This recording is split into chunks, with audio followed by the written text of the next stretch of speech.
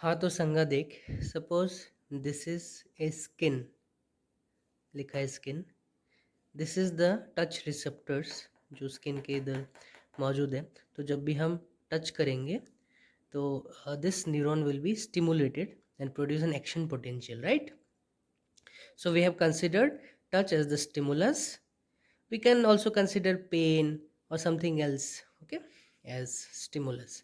तो यहाँ पे मैंने टच पकड़ा है। तो जब भी टच होता है, यहाँ पे कुछ इस जगह पे इस this are dendrites which act as touch receptors, उन पे कुछ होता है। सो लेट्स सी क्या होता है। इसी को ही जूम करके मैंने यहाँ पे बताया है, ठीक है। तो this are known as mechanical sodium channel. इसमें जब भी ऐसे टच होता है ना, सपोज आई एम टचिंग यहाँ पे, तो it causes this sodium to go from the extra cellular space into the intracellular space. Intracellular space मतलब सेल के अंदर जाना, कहाँ से? बाहर से। सोडियम का लेवल बाहर ज़्यादा होता है तो हायर कंसंट्रेशन से लोअर कंसंट्रेशन जाता है।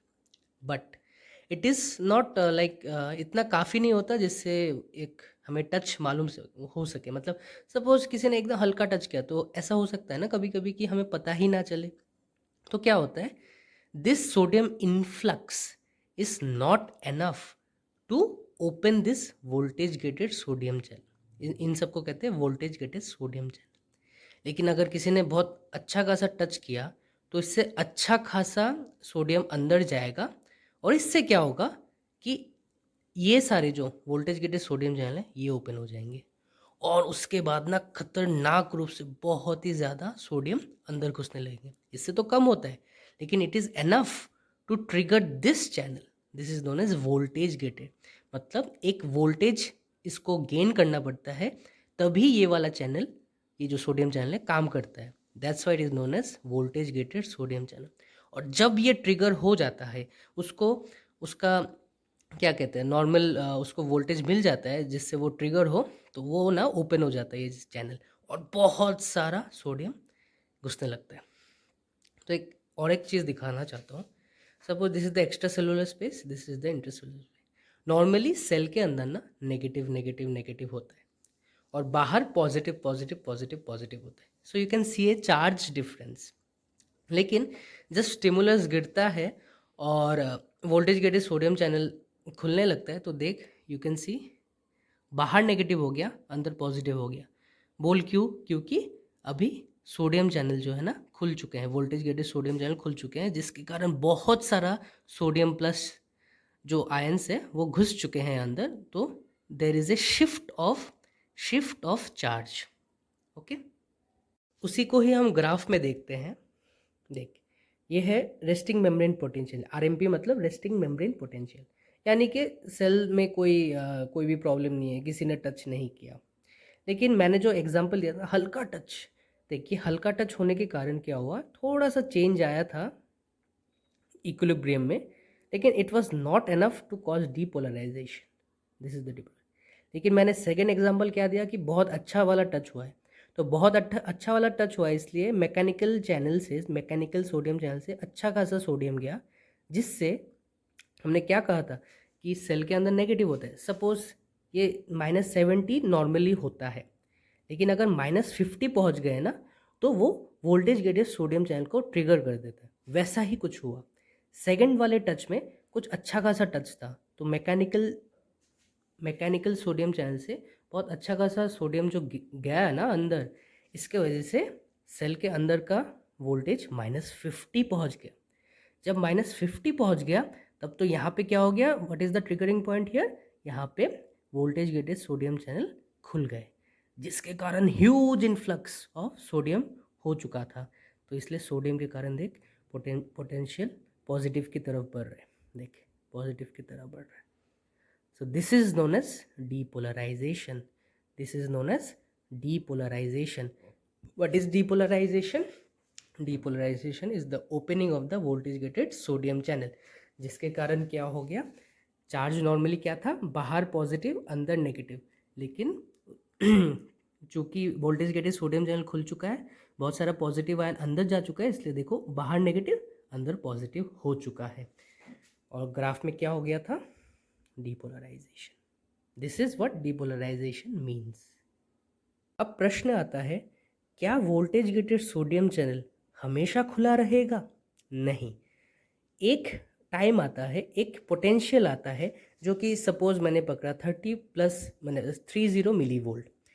यहाँ आने के बाद इस वाले वोल्टेज को गेन करने के बाद हमारा जो सेल होता है ना, automatically sodium channel, voltage gated sodium channel को बंद कर देता है और किसको खोल देता है, वोल्टेज गेटेड पोटेशियम चैनल।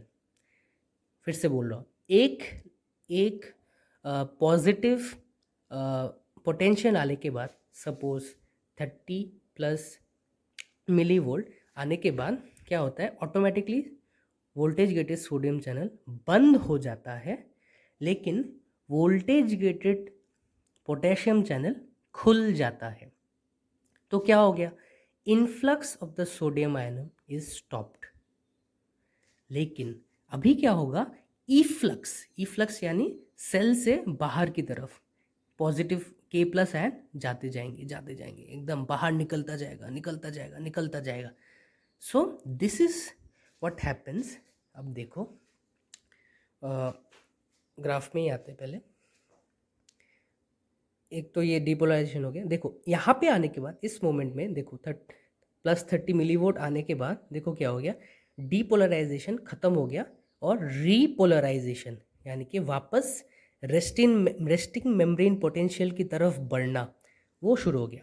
पहले क्या था, रेस्टिंग मेम्ब्रेन पोटेंशियल से हम दूर भाग चुके थे डीपोलराइजेशन के वजह से। लेकिन अभी क्या हो गया, अभी चूंकि वोल्टेज गेटेड सोडियम चैनल बंद हो गया, लेकिन वोल्टेज गेटेड पोटेशियम चैनल खुल गया, इसके कारण रीपोलराइजेशन होने लगा। So what is repolarisation? Closing of the voltage gated sodium channel and opening of the voltage gated potassium channel. ठीक है, तो अभी क्या होने लगा, देखो अंदर बहुत पॉजिटिव हो चुका था ना, सेल के अंदर बहुत ज़्यादा पॉजिटिव, उसको ख़त्म करने के लिए पोटेशियम आयन बाहर जाने लगता है ताकि वापस रेस्टिंग मेम्ब्रेन पोटेंशियल के पास पहुंचा जा सके। और हमें क्या पता है, रेस्टिंग मेम्ब्रेन पोटेंशियल नेगेटिव होता है, देखो नेगेटिव होता है और बाहर पॉजिटिव होता है। ठीक है, this is the thing of repolarisation. अभी आते हैं हम हाइपर पोलराइजेशन की तरफ। हाइपर पोलराइजेशन मतलब हमें रेस्टिंग मेम्ब्रेन तक पहुंचना था कुछ यहाँ तक, दैट इज -70 मिली वोल्ट, लेकिन देखा गया है कि वो -70 मिली वोल्ट के भी नीचे चला जाता है, सपोज -80 मिली वोल्ट। ऐसा क्यों? ऐसा इसलिए कि ये जो पोटेशियम का चैनल है ना वोल्टेज गेटेड, वो ना धीरे धीरे क्लोज होता है। ये वाला जैसे 30 मिली वोल्ट मतलब आने के बाद ही ठक करके बंद हो गया, ठीक है, लेकिन पोटेशियम वाला ना धीरे धीरे धीरे धीरे धीरे क्लोज होता है, तो कुछ ज़्यादा ही पोटेशियम आयन जो होता है ना वो बाहर चला जाता है। ठीक है, इसके कारण नेगेटिविटी ज़्यादा हो जाती है। जितना पॉजिटिव अंदर आया था उसको तो निकाल दिया, लेकिन थोड़ा ज़्यादा ही निकाल दिया, इसलिए रेस्टिंग मेम्ब्रेन पोटेंशियल के भी नीचे चला गया, नीचे। This is known as hyper polarization. Hyper polarization को वापस रेस्टिंग मेम्ब्रेन पोटेंशियल में लाया जाता है थ्रू डिफरेंट चैनल, जैसे सोडियम पोटेशियम ATPase पंप एक होता है। सो इतना तो डीपली जाने का ज़रूरत नहीं है। The main thing is we have to bring it to the resting membrane potential. ये जो माइनस माइनस दिख रहा है ना, ये सब -70 -70 है और बाहर पॉजिटिव है। तो उसी को लाने के लिए हम लोग अलग अलग बहुत सारे क्या कहते हैं चैनल्स का यूज़ करते हैं, पंप्स का यूज़ करते हैं, जिससे क्या होता है वापस पोटेशियम को अंदर लाया जाता है और सोडियम को बाहर लाया जाता है, such that it again attains the resting membrane potential. मतलब हाइपरपोलराइजेशन से देखो वापस ऐसे ऊपर जाके रेस्टिंग मेम्ब्रेन पोटेंशियल पे आ गया। So this is all about what happens whenever the neurons get a stimulus। ठीक है, अभी बात यह है कि अभी यहाँ पे स्टिमुलस आया और उसने परसीव किया, अभी इसको प्रोपागेट करना है यहाँ तक, राइट? इसको तो लेके भी जाना है ना ब्रेन तक, तो वो कैसे होगा देखो। जब यहाँ पे वोल्टेज गेटेड सोडियम चैनल खुल चुका था। ये जो सोडियम वाला इन्फ्लक्स हुआ था ना, देखो इसको ट्रिगर करने वाला कौन था? Mechanical sodium channel. Mechanical sodium channel उसके एडजेसेंट जो वोल्टेज गेटेड सोडियम चैनल था उसको ट्रिगर किया, उसको ओपन किया, तो अंदर पॉजिटिव बाहर नेगेटिव। लेकिन यहाँ पे तो अभी भी बाहर पॉजिटिव अंदर नेगेटिव है, राइट। लेकिन जब ये खुल चुका था ना, ये सोडियम चैनल, इसने इसने इतना इतना क्षमता था कि इस first voltage gated sodium channel का जो adjacent second voltage gated sodium channel है उसको ट्रिगर कर दिया। देखो ये ट्रिगर कर रहा है और अभी इसको खोल दिया। उसके बाद सेम प्रोसीजर यहाँ पे होगा, उसके साइड में एक वोल्टेज गेटेड पोटेशियम चैनल होगा, फिर ये वाला जो इन्फ्लक्स है ये दूसरे सोडियम चैनल को वो करेगा, वोल्टेज गेटेड सोडियम चैनल को ट्रिगर करेगा। सो ऐसे प्रोपागेट होता जाएगा, यानी कि यहाँ पे जो चार्ज बना वो यहाँ जाएगा, यहाँ जाएगा, यहाँ जाएगा, यहाँ जाएगा, यहाँ जाएगा, यहाँ जाएगा, फिर अल्टीमेटली साइनेप्स पे जाएगा, जो हम बाद में पढ़ेंगे। तो this is all about propagation. तो तुम देख सकते हो नॉर्मली बाहर पॉजिटिव अंदर नेगेटिव। फिर जब पहला स्टिमुलस आया तो जो पहला वोल्टेज गेटेड सोडियम चैनल था उसके वजह से बाहर नेगेटिव फिर अंदर पॉजिटिव। फिर उसने ट्रांसफ़र किया, मतलब प्रोपागेट किया, तो देखो बाहर सारे नेगेटिव हो गए, अंदर सारे पॉजिटिव हो गए। फिर धीरे धीरे जब रीपोलराइजेशन होगा और रेस्टिंग मेम्ब्रेन पोटेंशियल पे वापस लाया जाएगा तो देखो एकदम पहले की तरह हो जाएगा, बाहर पॉजिटिव अंदर नेगेटिव। देखो यहाँ पे भी बाहर पॉजिटिव अंदर negative. So we are again gaining the बाहर पॉजिटिव अंदर नेगेटिव। ठीक है, समरी। तो एक समरी जान लेते हैं कि सपोज हमें किसी ने हल्का टच किया, इससे हमें पता ही नहीं चला। हमें क्यों पता नहीं चला? क्योंकि वोल्टेज गेटेड सोडियम चैनल का जो थ्रेशोल्ड पोटेंशियल है वहाँ तक वो पहुँच ही नहीं पाया था। तो थोड़ा सा हल्का सा पोटेंशियल में डिफरेंस आया, लेकिन वापस रेस्टिंग मेम्ब्रेन पोटेंशियल में आ गया। What is resting membrane potential? जो नॉर्मली हमारे सेल्स में जो पोटेंशियल का डिफरेंस रहता है ना, उसी को ही कहा जाता है रेस्टिंग मेम्ब्रेन पोटेंशियल। तो रेस्टिंग मेम्ब्रेन पोटेंशियल पे वापस आ गया। लेकिन किसी ने अच्छा खासा टच किया, इससे क्या हो गया हमें पता चला। क्यों पता चला? क्योंकि ये जो मैकेनिकल सोडियम चैनल थे उसने अच्छा खासा सोडियम अंदर ले लिया, जिसके कारण सेल का जो अंदर का पार्ट है ना, सेल का जो अंदर का पोटेंशियल है वो -70 मिली वोल्ट से +50 मिली वोल्ट चला गया, which was enough to trigger the voltage gated sodium channel. जब वो voltage gated sodium channel trigger हो गया तो lot of sodium ion was influxed. As lot of sodium ion was influxed, हमारा body जो सेल के अंदर जो नेगेटिव पोटेंशियल था वो पॉजिटिव की तरफ बढ़ने लगा। देखो पॉजिटिव की तरफ बढ़ रहा है, बढ़ रहा है, बढ़ रहा है, बढ़ रहा है, बढ़ रहा है, बढ़ गया। इसी को ही कहा जाता है डीपोलराइजेशन।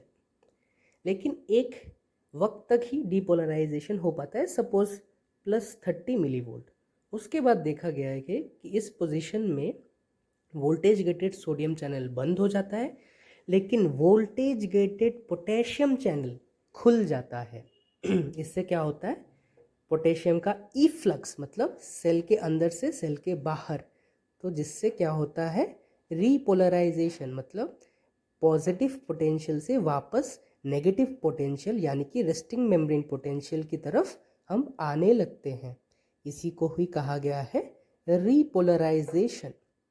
लेकिन देखा गया है कि ये जो पोटेशियम चैनल होता है ना, वो थोड़ा धीरे धीरे बंद होता है, एकदम झटाक से बंद नहीं होता वोल्टेज गेटेड सोडियम चैनल की तरह।